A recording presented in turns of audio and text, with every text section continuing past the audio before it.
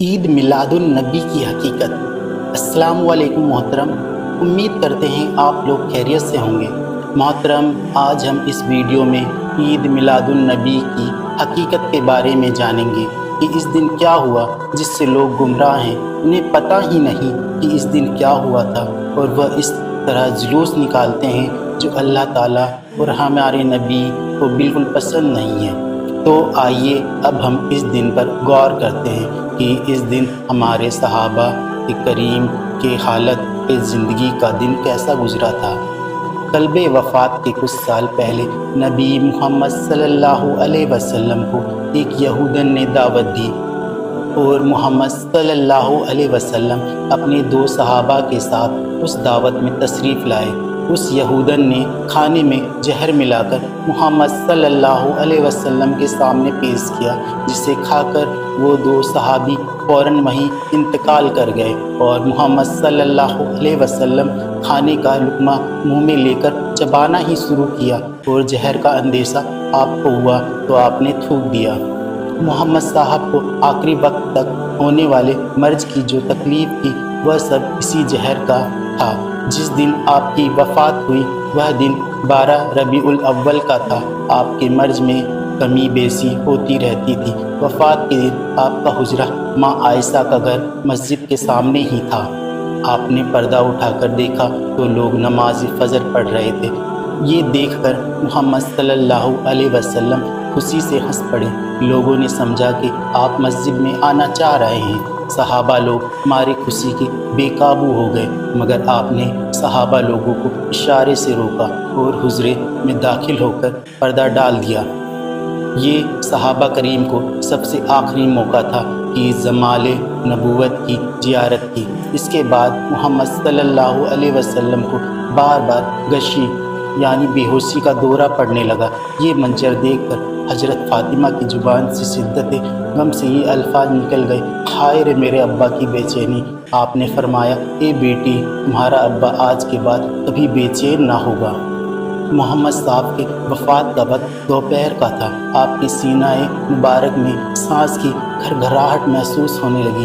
اتنے میں آپ کے لب مبارک ہلے اور لوگوں نے یہ الفاظ سنے، نماز اور غلاموں کا خیال رکھو۔ آپ کے پاس پانی کا ایک آب کھورا تھا، اس میں آپ بار بار ہاتھ ڈالتے اور چہرے عقدت پر ملتے اور کلمے پڑھتے۔ اپنی چادر مبارک کو کبھی منہ پر ڈالتے تو کبھی ہٹا دیتے۔ حضرت عائشہ رضی اللہ تعالی عنہا آپ کے سرے مبارک کو سینے سے لگائے بیٹھی ہوئی تھی۔ اتنے میں آپ نے ہاتھ اٹھا کر انگلی سے اشارہ کیا اور 3 مرتبہ کہا، اب کوئی نہیں چاہیے بلکہ وہ بڑا رفیق چاہیے۔ یہی الفاظ محمد صاحب کے زبان مقدس پہ تھے کہ آپ کے ہاتھ لٹک گئے اور آنکھیں چھت کی طرف دیکھتے ہوئے کھلی کی کھلی رہی، اور آپ دنیا سے رخصت کر گئے۔ انا للہ و انا الیہ راجعون۔ یہ تاریخ ولادت اور وفات کا مہینہ ربیع الاول کا تھا اور تاریخ 12 تھی۔ محمد صاحب کے وفات کا اثر یہ ہوا کہ حضرت عثمان غنی رضی اللہ تعالی عنہ پر ایسا وقت طری ہو گیا کہ وہ ادھر ادھر بھاگے پھر رہے تھے، مگر کسی سے نہ کچھ کہتے اور نہ کسی سے کچھ سنتے، اور حضرت علی رضی اللہ تعالی عنہ رنج و ملال میں نڈھال ہو کر اس طرح بیٹھے رہے کہ ان میں اٹھنے بیٹھنے کی ہمت نہ رہی۔ ایسی ہی حالت حضرت عبداللہ بن رضی اللہ تعالی عنہ کے ساتھ ہوا کہ ان کے قلب دل پر ایسا دھکا لگا کہ وہ اس صدمے کو برداشت نہ کر سکے اور انہیں دل کا دورہ پڑ گیا۔ حضرت عمر رضی اللہ تعالی عنہ اس قدر اپنے ہوش و حواس کھو بیٹھے کہ انہوں نے میان سے تلوار کھینچ لی اور ننگی تلوار لے کر مدینہ کی گلیوں میں ادھر ادھر گھومنے لگے، اور یہ کہتے پھرتے کہ اگر کسی نے یہ کہا کہ میرے نبی محمد صلی اللہ علیہ وسلم کی وفات ہو گئی ہے تو میں اسی تلوار سے اس کی گردن دھڑ سے اڑا دوں گا۔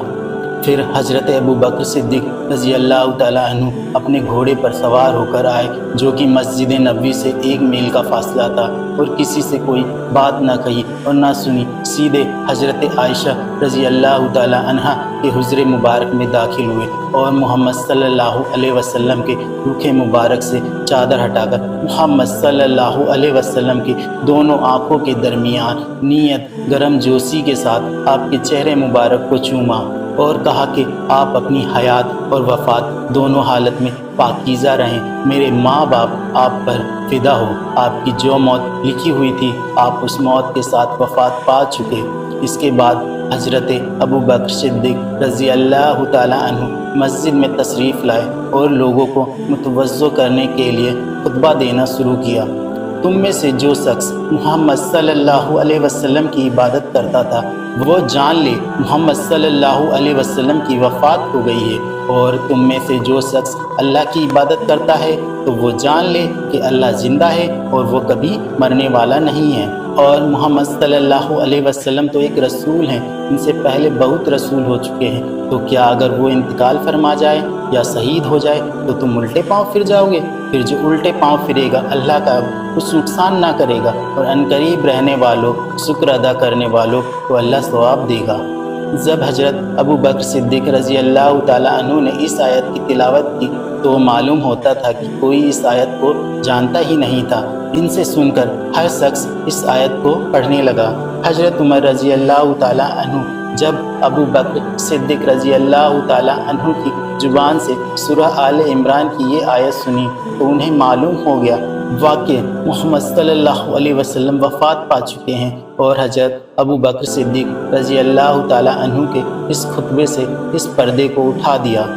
محمد صلی اللہ علیہ وسلم کی وفات کے بعد دشمنان دین کو خوشیاں منانے کی سب سے بڑی وجہ مل گئی تھی کہ اللہ کے رسول تو اب دنیا سے وفات پا چکے اور وحی کا سلسلہ بند ہو گیا، اور اب ہمارا نفاق امت میں پوشیدہ رہے گا۔ جتنا ہو سکے اب امت کی صفوں میں داخل ہو کر امت میں انتشار، پریشانی، گھبراہٹ پھیلایا جائے۔ یہ وہی منافق تھے جن کے لیے 12 ربیع الاول خوشیوں کا دن تھا، اور اللہ گواہ ہے کچھ ہی سالوں پہلے تک اس دن کو برا وفات کے نام سے منایا جاتا تھا، لیکن جب امت میں شعور آنے لگا تو نام بدل کر میلاد النبی رکھ دیا گیا، اور پھر عید میلاد النبی کہلایا۔ اللہ رحم کرے، آج ہم کیا کر رہے ہیں؟ 12 ربیع الاول کو اس کی سنت پر عمل کر رہے ہیں۔ میرے عزیزوں، میرے بھائیوں، تھوڑا تو غور فکر کرو۔ کیا صحابہ سے بڑھ کر بھی محبت رسول کا بھی دعوے دار ہو سکتا ہے کوئی؟ جب انہیں اس دن جشن منانے کا علم نہ ہوا تو ہماری کیا حیثیت؟ تھوڑا تو اندازہ لگائیے۔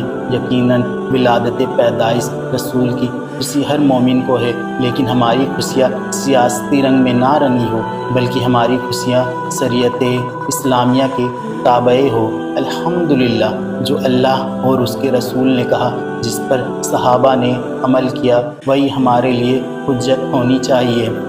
محترم، میری آپ سے گزارش ہے اس ویڈیو کو زیادہ سے زیادہ اپنے احباب دوستوں میں شیئر کریں جو دین کے راستے سے بھٹکے ہوئے ہیں۔ السلام علیکم ورحمۃ اللہ وبرکاتہ۔ ملتے ہیں نیکسٹ ویڈیو میں۔ اللہ حافظ۔